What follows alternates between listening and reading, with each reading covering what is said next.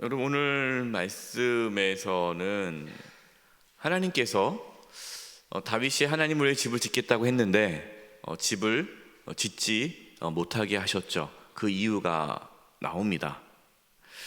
그러면서 우리가 하나님을 위해서 하나님의 일을 하는 데 있어서 우리가 주의해야 하고 반드시 알아야 할 것에 대해서 오늘 말씀해 주십니다. 여러분, 하나님을 위한 일을 할지라도 하나님을 위한 일이에요. 전혀 나를 위한 게 아니에요. 하나님을 위한 일을 할지라도 반드시 그 일을 자신이 해야 할 것은 아니에요. 하나님의 일, 그러니까 좋은 일을 할지라도 이건 좋은 일 아니야? 이건 하나님을 위한 일 아니야?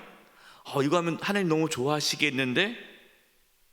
그 일을 하고 해서 반드시 해야 할 일은 아니다라는 것입니다.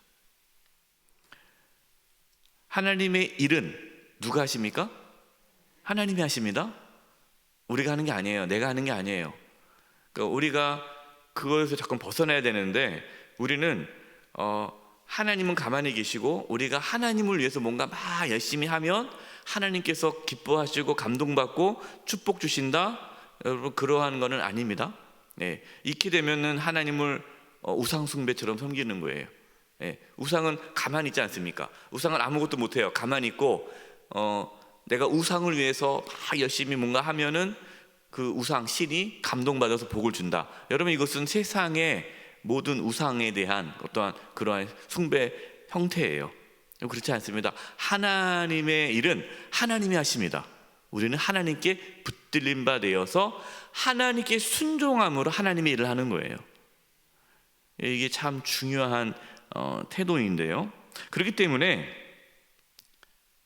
내가 꼭 해야 한다는 생각에서 벗어나야 돼요. 내가 해야 된다는 거. 내가 아니면 안 된다. 여러분, 그 생각 있잖아요. 자기가 아니면 안 된다고 생각하는 분들이 있는데 여러분, 그 생각에서 벗어나야 돼요. 내가 아니어도 돼요. 왜요? 하나님이 하시는 거니까.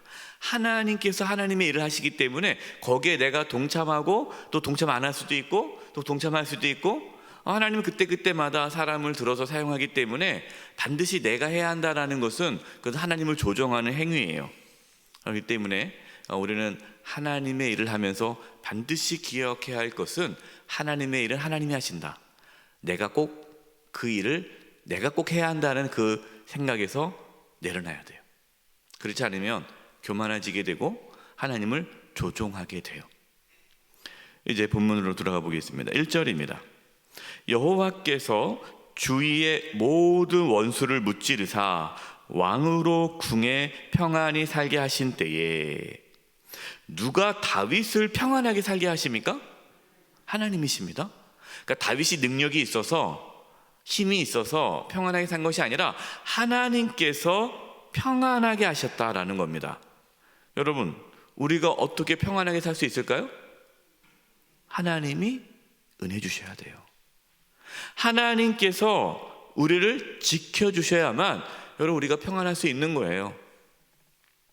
하나님만이 우리의 피난처시요 피할 바위이십니다. 하나님 안에서 참된 안식과 평안을 누릴 수 있기를 바랍니다. 2절과 3절입니다. 왕이 선지자 나단에게 이르되 볼지어다 나는 백향목 궁에 살거늘 하나님의 궤는 휘장 가운데 있도다. 나단이 왕께 아뢰되 여호와께서 왕과 함께 계시니 마음에 있는 모든 것을 행하소서 하니라. 다윗은 백향목 궁, 다윗의 궁전 있잖아요. 궁궐에 자기는 이렇게 좋은 집에 살고 있는데 하나님의 법궤는 이 휘장, 그러니까 텐트에, 쉽게 말해서 임시 거처 텐트에 이렇게 모셔둔 거예요. 그러니까 좀 마음이 이제 불편한 거죠. 나는 이렇게 좋은 집에 살고 있는데 하나님의 법궤, 하나님의 집은 텐트로 이렇게 임시 거처로 만들어냈으니 불편한 겁니다. 이게 이러면 안 될 것 같고 뭔가 내가 하나님을 위해서 뭔가 집을 지어줘야 될 것 같은 마음이 들어서 나단에게 물어봅니다. 선지자 나단에게 물어봐요. 그러자 나단이 뭐라고 말을 합니까? 하나님이 왕과 함께 하시기 때문에 마음에 있는 모든 것을 행하십시오.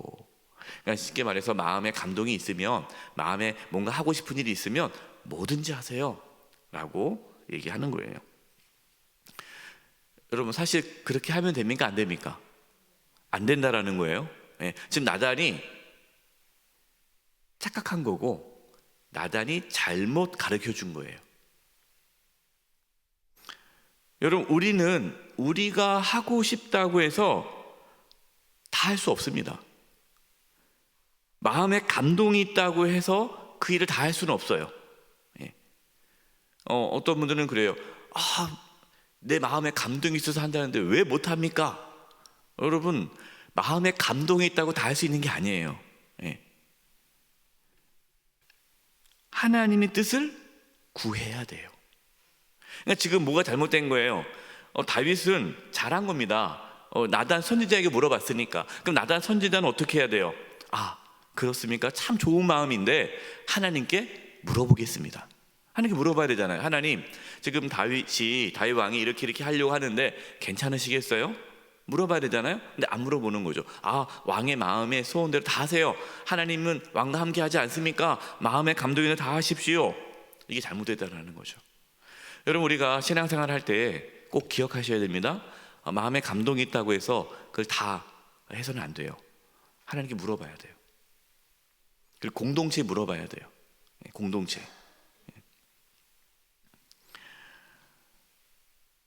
어떤 우리 교회는 그런 분들 안 계시지만 우리 교회는 이제 꼭 물어봅니다. 교회에 마음에 감동이 있으면 이러이러한 마음에 감동이 있는데 이렇게 하고 싶은데 괜찮겠습니까? 교회 물어봐요. 그러면은 참 좋습니다. 그런데 그거보다는 이게 나을 것 같습니다. 그러면 다 따라 주시거든요. 근데 그렇지 않은 분들이 있으면 이제 힘든 거죠. 여러분, 생각해 보세요. 모든 성도님들이 마음에 감동이 있다고 다 해요. 그러면 그 질서가 없지 않겠습니까? 그러면 이게 여러 가지로 이제 힘든 일이 생기는 거예요. 그렇기 때문에 꼭 하나님께 물어보고 공동체. 그래서 우리는 이 공동체는 당회 아닙니까? 당회. 그래서 당회에서 그 모든 것을 이제 의논하는 거죠. 누가 이러이러한 마음에 감동이 있어서 이 좋은 일을 하고 싶은데 어떻게 하십니까? 참 감사합니다. 그러면 전체를 봤을 때는 그것이 교회 전체가 유익하다. 그럼 하는 거고, 아무리 좋아도 그것이 이러이러 여러 가지 어려움이 있겠다 하면은 못할 수도 있는 거예요. 근데 못한다고 해서 삐지고 기분 나쁘면 안 되죠. 하나님 마음에 감동이 있다고 다 할 수 없다라는 거죠. 여러분, 밤에 하나님께서요, 그 밤에 나단 선지자에게 말씀하십니다. 바로 그 밤이에요. 며칠도 아니고 바로 그 밤에 하나님께서 선지자에게 말씀하는 거예요. 왜요? 못하게 하려고요. 6절 보시죠. 6절. 내가 이스라엘 자손을 애굽에서 인도하여 내던 날부터 오늘까지 집에 살지 아니하고 장막과 성막 안에서 다녔나니. 여러분, 하나님께서 이스라엘 자손을 애굽에서 나오게 했지 않습니까? 그 날부터 오늘까지, 지금까지 하나님께서 집에 살지 않았다라는 거예요.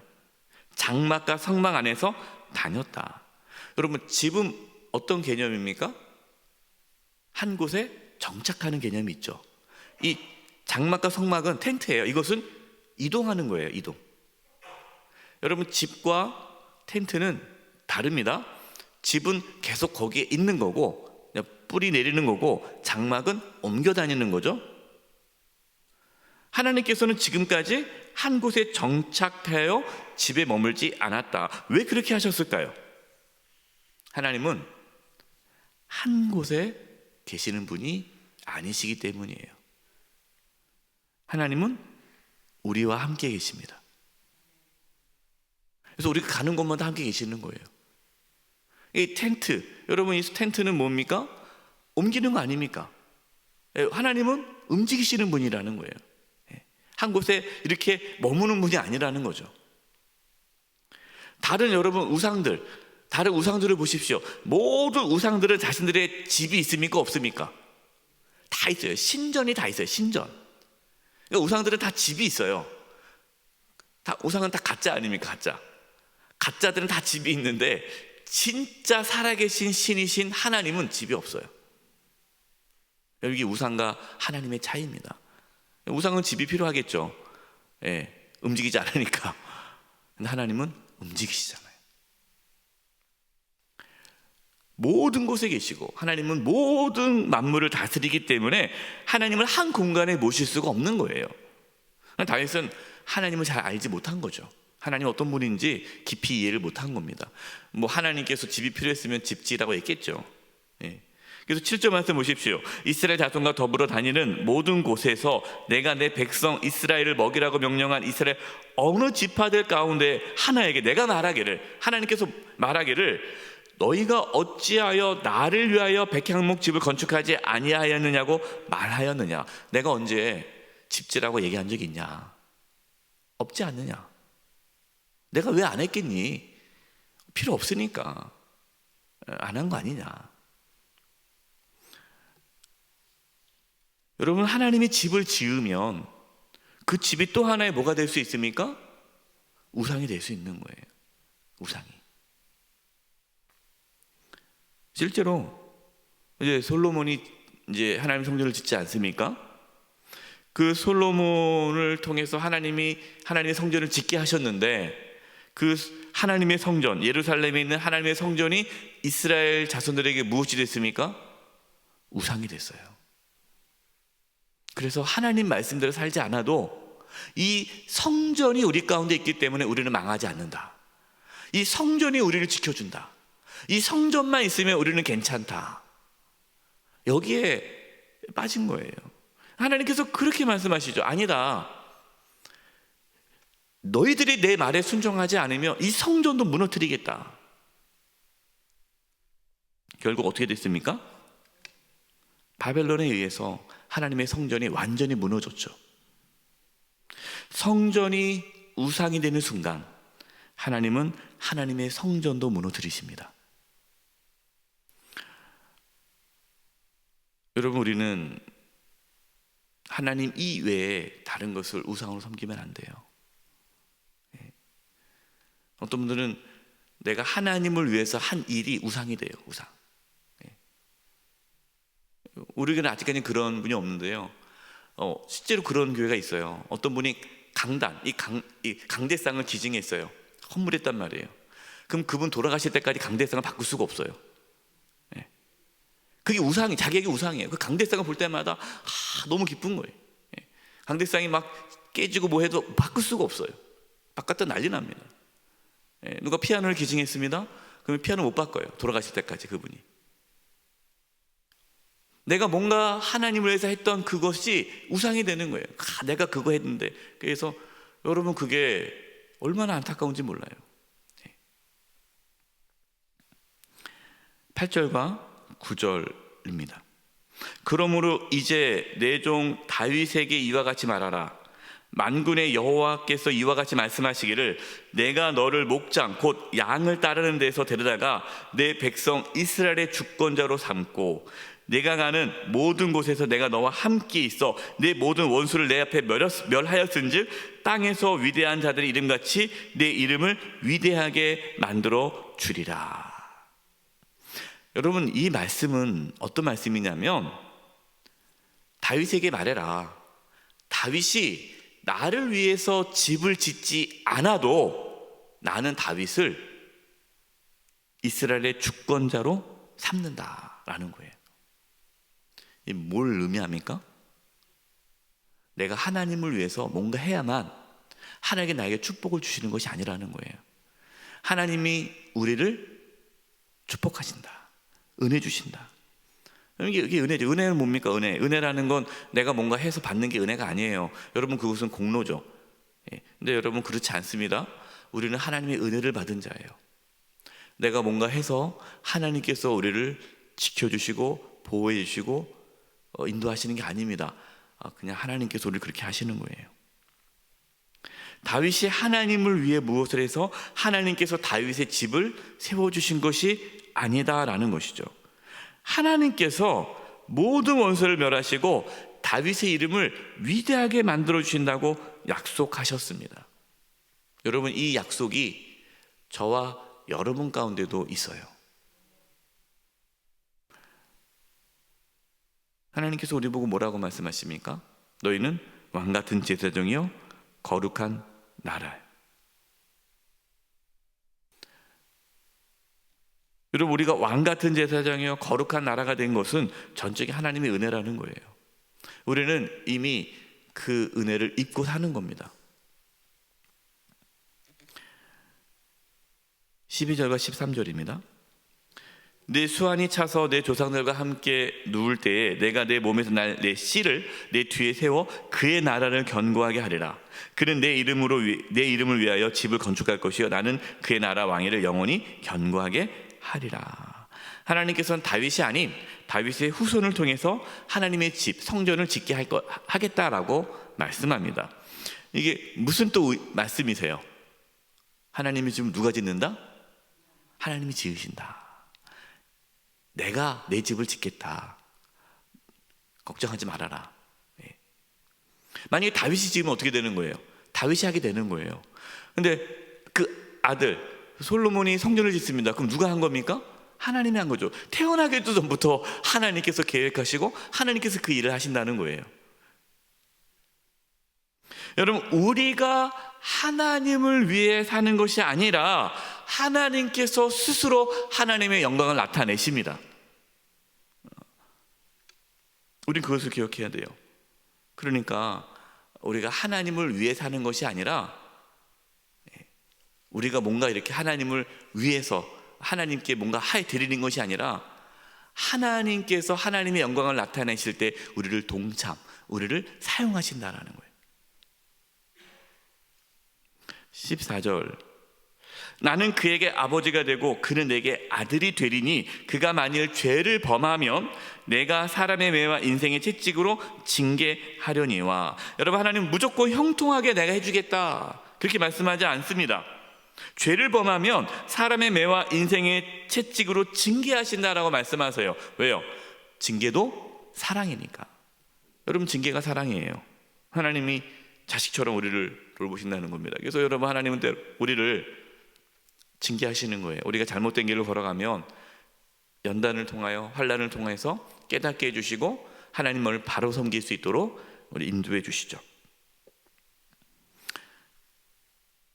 오늘 말씀의 결론은 뭡니까? 하나님이 다 하신다. 하나님이 다 하신다. 우리는 그저 순종할 뿐이다. 여러분, 하나님 말씀에 귀를 기울이십시오. 하나님의 이끄심에 순종하십시오. 하나님의 인도하심을 받아 하나님이 하시는 일을 옆에서 보시고 감사하며 찬양하며 살아가는 저와 여러분 되시기를 간절히 축원드립니다. 이제 우리 합심해서 기도하겠습니다. 혹시 우리가 내가 뭔가 하나님을 위해서 일을 하겠다라는 교만함이 없었습니까? 그랬던 그 교만함을 내려놓으시기 바라고. 하나님, 내가 교만했습니다. 내가 하나님을 위해서 산다라고 교만했습니다. 저는 하나님을 위해 살 수가 없습니다. 연약합니다. 하나님, 나를 도구로 사용해 주셔서, 나를 사용해 주셔서 하나님의 영광을 나타내는데 사용해 주시옵소서. 우리가 잘못된 길을 걸어간다면 하나님 우리를 징계해 주셔서 바른 길로 가게 해 주시옵소서. 하나님께서 다 이루시는데 하나님의 그 이루심을 우리가 동참하고 바라보며 따라가게 해 주시옵소서. 우리 이 부분으로 합심해서 통성으로 기도하겠습니다. 하나님 아버지, 시간 기도합니다. 아버지, 하나님께서 모든 것을 이루시고 하나님께서 행하시는데 저희가 교만했습니다. 내가 하려고 그랬고 나만이 그 일을 할 수 있고 하나님보다 앞서려는 그러한 교만함이 있었습니다. 하나님 용서하여 주시옵소서. 하나님 용서하여 주시옵소서. 하나님 용서하여 주시옵소서. 하나님보다 앞서지 않게 해주시고 하나님의 일에 동참할 수 있도록 저희들을 사용하여 주시옵소서. 하나님의 영광을 하나님께서 나타나실 때에 쓰임받기를 원합니다. 하나님 도와주시고 역사해 주시고 또 우리가 잘못된 길을 걸어갔을 때에 인생 채찍으로 하나님 우리를 징계해 주셔서 우리가 바른 길로 하나님을 섬길 수 있도록 도와주시옵소서. 하나님의 은혜를 저희들이 깨닫고 하나님께 나아갑니다. 주님, 하나님의 그 놀라운 은혜 가운데 감사하며 기뻐하며 살아갈 수 있게 하여 주시고 하나님, 정말 하나님께 쓰임받을 수 있는 그러한 귀한 삶을 살아갈 수 있도록 역사하여 주시옵소서. 하나님 아버지, 저희들이 하나님보다 앞서지 않게 해주시고 교만하지 않게 해주시고 하나님의 뜻에 순종하며 살아갈 수 있도록 인도하여 주시옵소서. 하나님께서 하시는 일에 저희들을 사용해 주시고 동참시켜 주시옵소서.